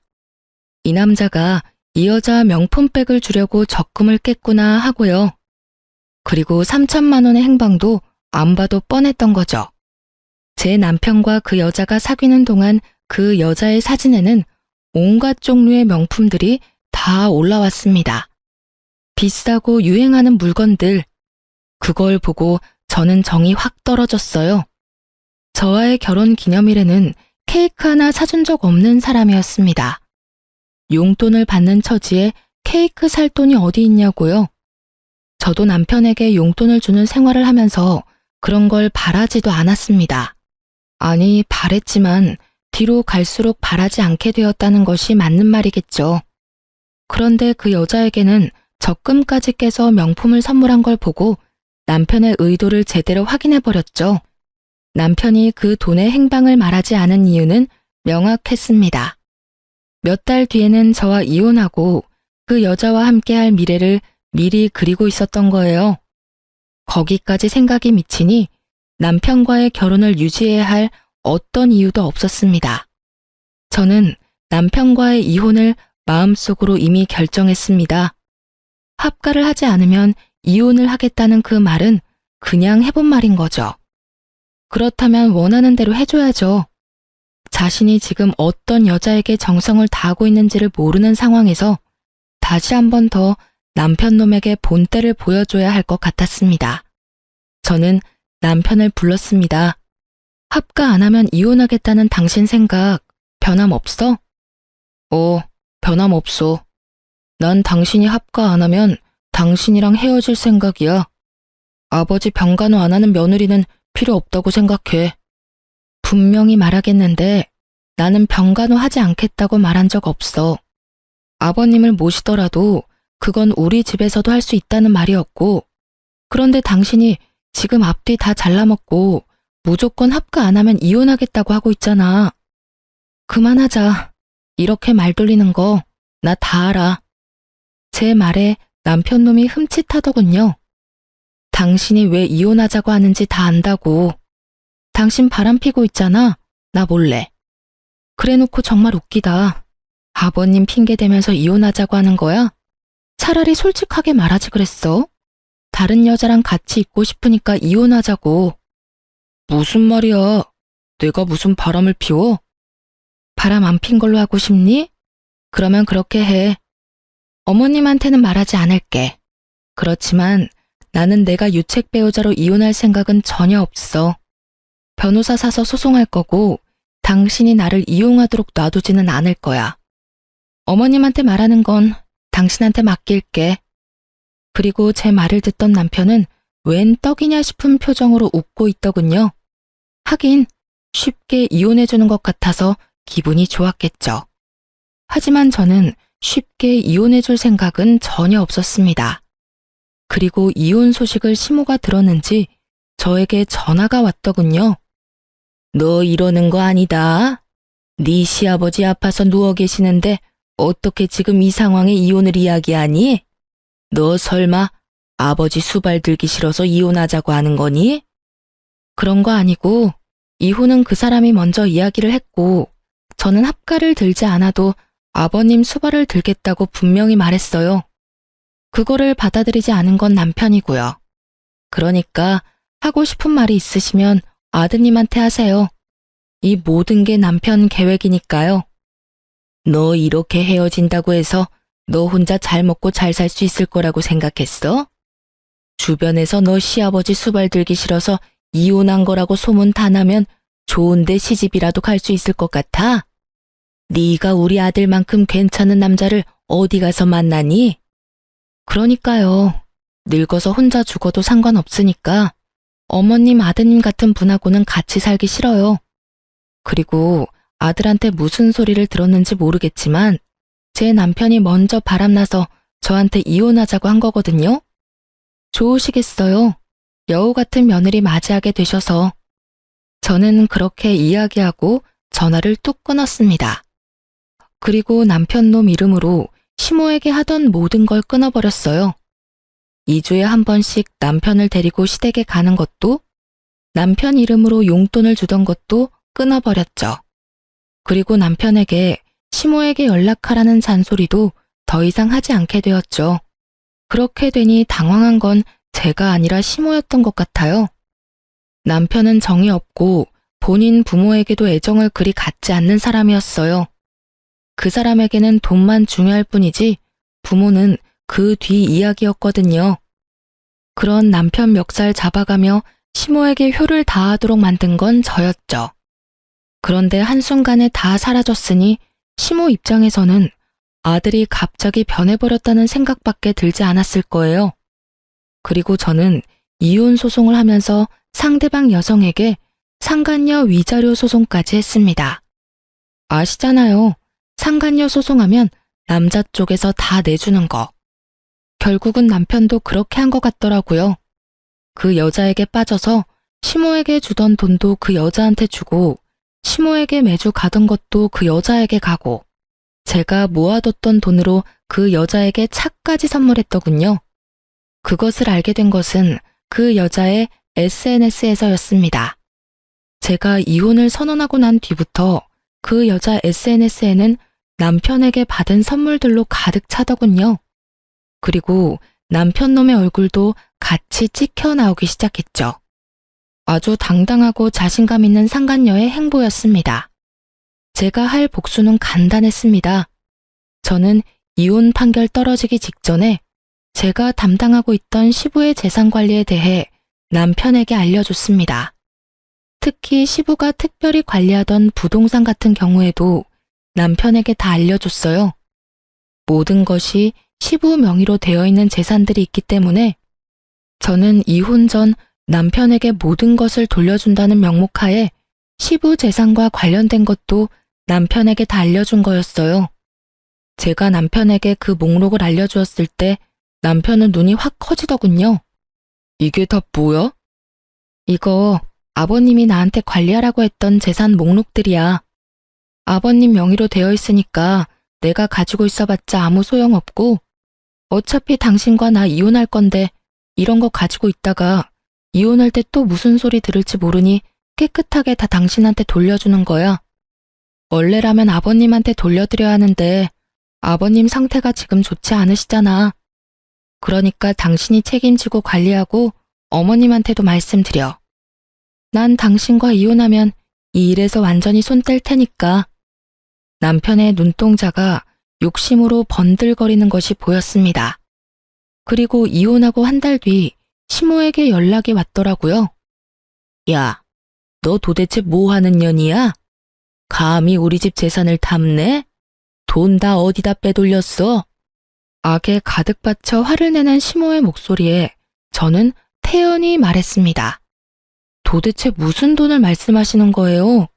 재산이라니. 저는 아는 바가 전혀 없습니다. 네가 모르는 게 어디 있어?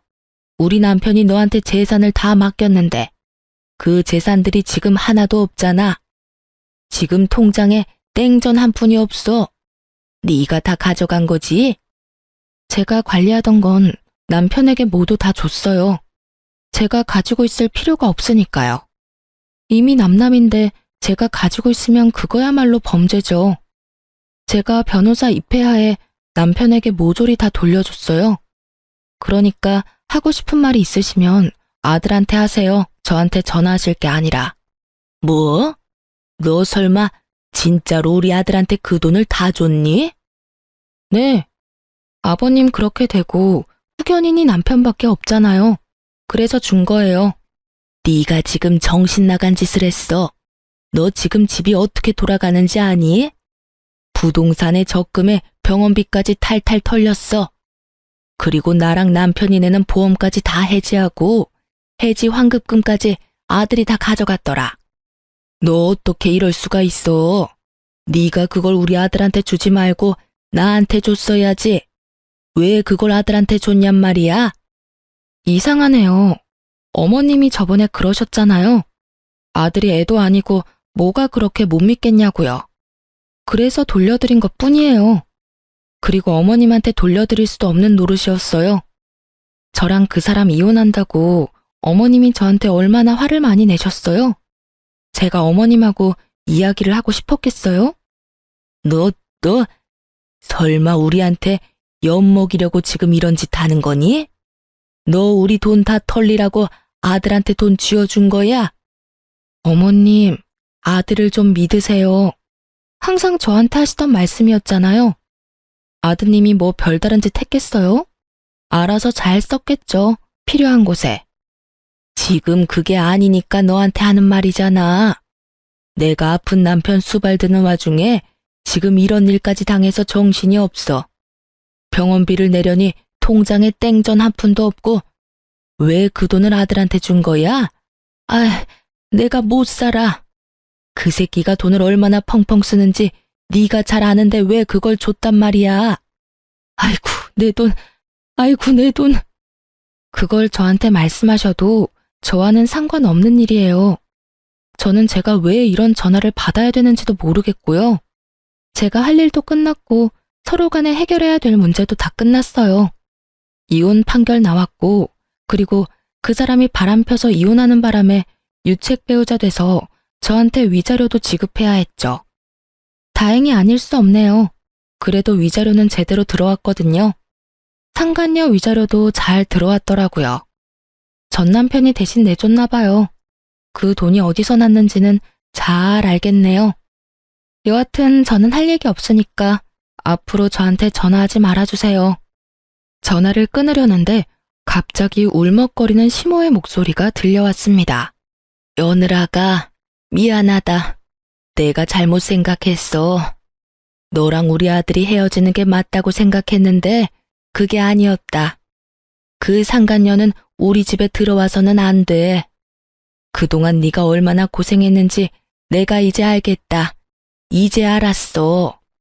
네가 잘해준 것도 모르고 내가 그렇게 굴어서 정말 미안했다. 그러니까 제발 돌아오지 않을래?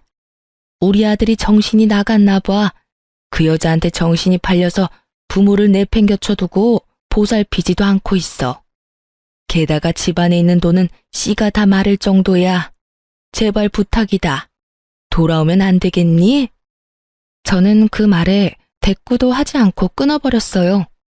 들려오는 소문에 의하면 시모는 그날 쓰러진 뒤로 병원 신세를 지고 있고 남편과 상간녀는 결혼식을 위해 열심히 돌아다니고 있다고 하더군요.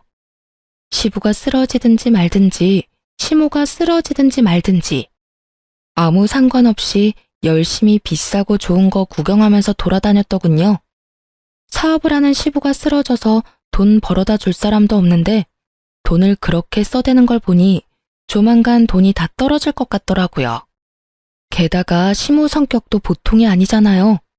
남편이 결혼하겠다고 데려온 예비 며느리를 가만히 둘 성격은 아니었습니다. 그렇지만 이 모든 것들은 제가 신경 쓸 일이 아니었습니다. 저는 이미 헤어진 사람이고 이혼을 했으니까요. 그들의 일은 그들에게 맡기는 게 현명한 일이겠죠. 이렇게 저는 남편과 헤어지고 새로운 인생을 살게 되었습니다. 그렇게 이혼하고 2년 뒤에 시모와 남편을 만나게 됐어요. 최근이었어요. 장소는 바로 변호사 사무소였습니다.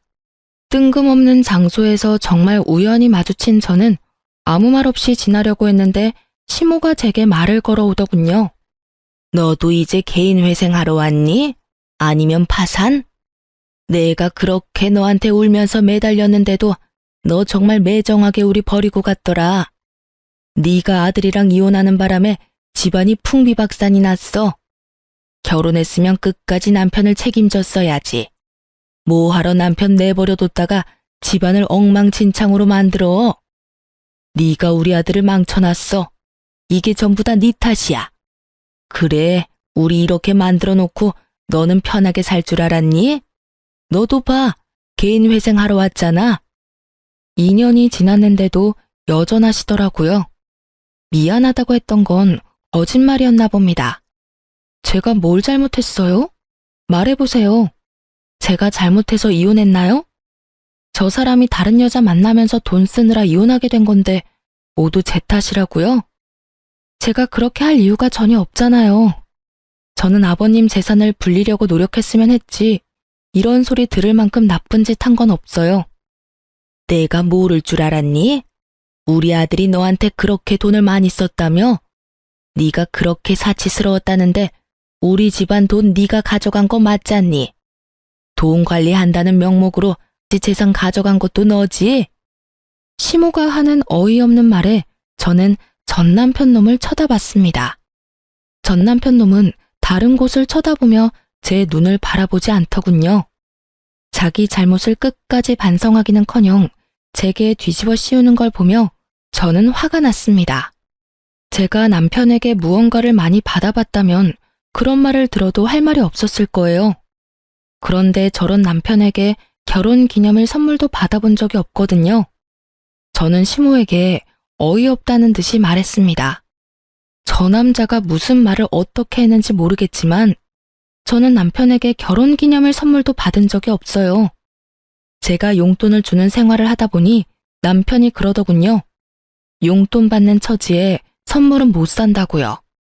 그래서 각자 선물을 준비하는 대신 생활비에서 돈을 조금 떼서 커플 신발이나 커플 옷을 사는 게 저희 결혼 기념일을 보내는 방법이었어요. 엄밀히 따지면 제 돈으로 신발 산 거랑 뭐가 다르죠? 저도 생활비를 내고 저 사람도 생활비를 내는데 거기다 더 웃긴 건 케이크나 음식은 제가 모두 다 준비했거든요. 그리고 전 남편 월급이 어떻게 쓰였는지는 제가 정확하게 다 기록해 두었고 영수증도 다 모아놨기 때문에 보시면 알 거예요. 그거를 안 보시고 지금 여기 와서 저한테 이런 말 하시는 건 말이 안 되죠. 그리고 어머님은 제가 그 돈을 다 썼다고 생각하는데 어머님 예비 며느리가 그 돈을 다 쓴 거예요. 아니지. 지금은 예비 며느리가 아니라 며느리겠네요. 재혼했잖아요. 전 남편은 고개를 푹 숙이며 제 눈을 마주하지 못했고 시모의 얼굴은 사색이 되어 하얗게 질렸습니다. 그걸 보니 상간녀와 남편이 잘 되지 않았다는 걸 짐작할 수 있었습니다. 하긴 그렇게 돈을 좋아하는 여잔데 개인 회생이나 하는 남자와 만나고 있을 리 만무하죠. 저는 마지막으로 시모에게 팩트를 날렸습니다. 제가 전 남편과 처음으로 다투게 된 그 1,500만 원 사건, 그 1,500도 상간녀 가방 사는데 들어갔더라고요. 그 여자 SNS 확인해보니 그 적금 깬 날 1,000만 원 넘는 가방 자랑하려고 사진을 휘황찬란하게 올려놨더라고요. 전 남편이 어머님한테 돌려줘야 했던 3,000만 원도 그 여자한테 썼던 것 같던데 확인 안 해보셨나 보네요. 시모가 제 변명 아닌 변명을 듣고는 다 이해한다는 어조로 제게 비웃으며 말하더군요. 그래, 뭐든 너도 지금 개인 회생하러 변호사 사무실 찾아왔는데 그런 너 붙잡고 이런 말 하는 것도 웃긴 일이지. 안 그러냐? 시모는 마지막까지 저의 자존심을 박박 긁으려는 듯 소리를 지르더군요. 그리고 그때 변호사 사무실에서 변호사가 나왔어요. 그리고 변호사가 저를 향해 여보라고 부르는 순간 그 공간이 싸늘하게 식었습니다. 여보, 서류 놔두고 간 거 있다고 해서 갖다 주러 왔어.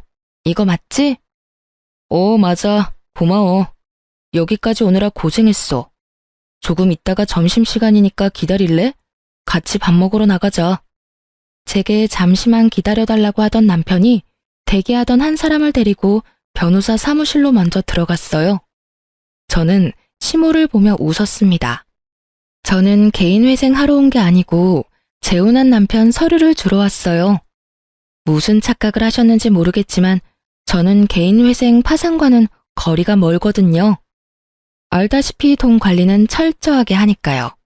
누구랑은 다르게요.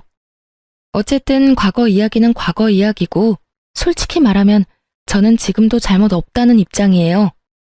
여자한테 빠져서 저에게 이혼을 요구한 것도 남편이고 제가 시어머니에게 드리라고 했던 아버님의 재산을 다 탕진한 것도 남편이죠. 그리고 남편에게 그 어떤 선물도 받아본 적이 없는 것이 저예요. 무슨 탓이든 탓을 하고 싶으면 남편 상간녀한테 하세요. 얼마나 되는 돈을 탕진했든 그 여자가 다 가져간 거니까. 그렇게 말하고 뒤돌아 나가려던 제가 한마디 더 붙였어요. 아 참, 그리고 저희 남편 실력 좋거든요. 그러니까 상담 잘하고 가세요. 2년 만에 재산 탕진한 거 보니까 참 딱하기는 하네요. 하늘이 무너져도 솟아날 구멍은 있다니 이야기 잘하고 상담 잘 받고 가세요. 그렇게 이야기하고 조금 뒤 남편이 사무실에서 나오면서 제 손을 잡았습니다. 상담이 많이 밀려서 미안해. 식사는 뭘로 할래? 뱃속에 있는 우리 아이는 뭘 좋아할까? 아이가 좋아할 만한 것으로 먹을까? 지금 우리 아이는 한식이 너무 먹고 싶대. 우리 맛있는 한정식 먹으러 갈까? 그래, 우리 여왕님이랑 우리 공주님이 원하는 건 뭐든 들어줘야지. 다정다감한 남편 덕분에 의도치 않게 금술 좋은 부부 모습을 보여주었더니 절 쳐다보는 표정에 부러움과 시기가 가득하더군요. 게다가 전 남편과 사이에는 가지지 못했던 아이까지 가지고 있으니 시모의 얼굴에는 짜증이 한가득이었습니다. 그러나 부끄러워서였는지 얼굴이 뻘겋게 돼서는 나중에 다시 오겠다며 나가버리더군요. 도망가는 두 사람의 모습을 보니 참으로 웃겼습니다. 상간녀가 없는 걸 보니 두 사람은 이미 찢어진 것처럼 보였어요. 나중에 들어보니 전 남편이 개털된 걸 알고 상간녀가 애저녁에 손절했더군요. 결혼하겠다며 드레스며 예식장이며 다 돌아다녀 놓고는 원하는 걸 얻지 못하니 순식간에 헤어졌더라고요. 그렇지만 상간녀도 이번에는 그 일에 대한 대가를 확실히 받았더라고요. 제 말을 들었던 시모가 상간녀를 쫓아다니며 아들이 준 돈 다 내놓으라며 가는 곳곳마다 따라다니며 괴롭혔다고 하더라고요. 결국 버티다 못한 상간녀가 전 남편에게 받은 물건들 중에 몇 가지를 되돌려줬다고 하더군요. 하지만 이미 중고가 된 상품들이었고 다시 되파는 것도 손해를 보는 것이었기 때문에 잃어버린 돈만큼 돌려받지는 못했다고 해요. 전 남편과 시모는 남편 사무소 앞에서 한바탕 싸운 모양이었습니다. 남편 회사 직원이 나중에 이야기를 해주더군요. 시모가 전 남편에게 너 때문에 우리 집안 돈의 씨가 말랐다며 너 어떻게 책임질 거냐고 아주 난리가 났다고 하더랍니다. 어디 가서 그런 여우 같은 여자한테 걸려가지고 잘 살고 있는 마누라를 내쫓아서 집을 상태로 만들었냐며 전 남편을 너덜너덜하게 만들었다고 하더군요. 그렇지만 전 남편도 참지만은 않았다고 해요. 이혼한다고 했을 때 좋아했던 건 엄마가 아니냐며 둘이서 또 그 앞에서 치고받고 싸우느라 한동안 통행에 방해가 됐을 정도라고 합니다. 그 이야기를 들으면서 둘 다 참 똑같은 사람이다 라는 생각을 했네요. 자기들이 뿌린 대로 거뒀을 뿐인데 둘 다 잘못했음에도 불구하고 서로 남탓만 하고 있으니까요. 저는 그런 사람들과 일찌감치 잘 헤어지고 새로운 남자와 잘 살고 있습니다. 재혼이라 좀 걱정스러웠지만 상대방도 재혼이라 조금은 덜 부담스러운 상황이었죠. 이제는 아이도 생기고 더 안정적이고 행복한 생활을 하고 있습니다.